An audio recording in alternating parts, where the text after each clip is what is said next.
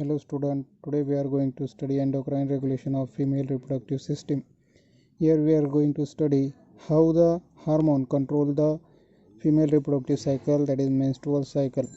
Here menstrual cycle is of 28 days and it is divided into two phases. First phase is follicular phase, second phase is luteal phase. Follicular phase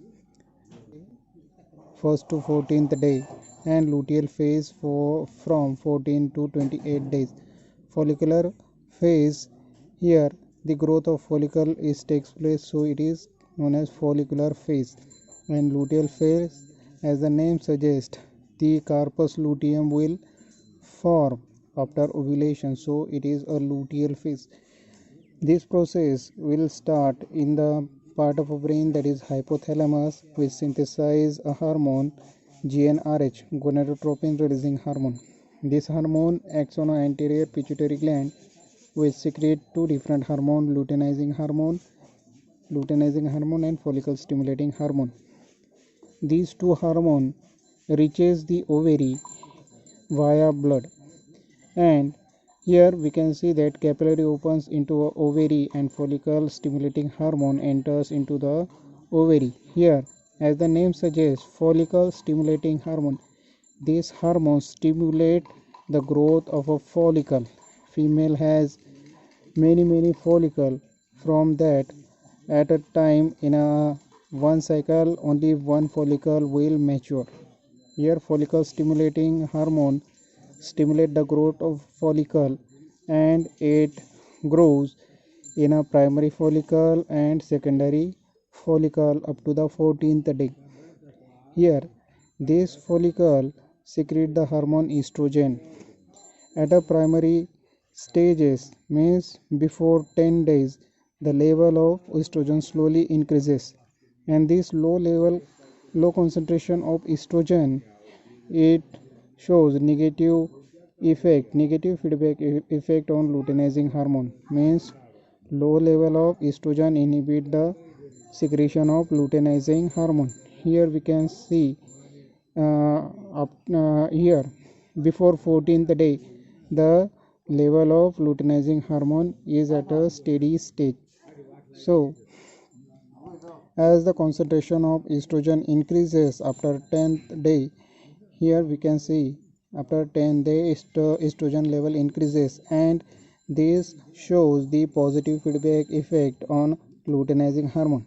Means higher concentration of estrogen stimulate the secretion of luteinizing hormone, and as the luteinizing hormone secretes, it enters into the ovary through the blood and it stimulates the ovulation. Mature follicle ovulates at a 14th day. Here we can see that the follicle stimulating hormone is at a peak, small peak, and luteinizing hormone shows the higher peak. Means the level of luteinizing hormone on 14th day is higher.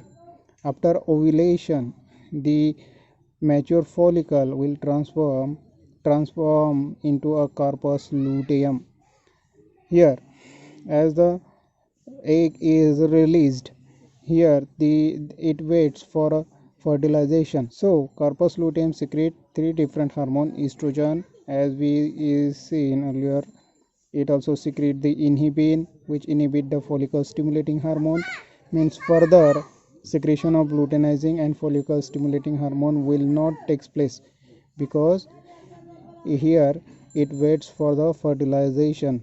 Means ova is present in the reproductive system, so further growth will not take place due to inhibin and progesterone hormone also inhibit the growth secretion of gonadotropin releasing hormone. As it will not secrete, it will not stimulate the anterior pituitary to secrete these two hormone.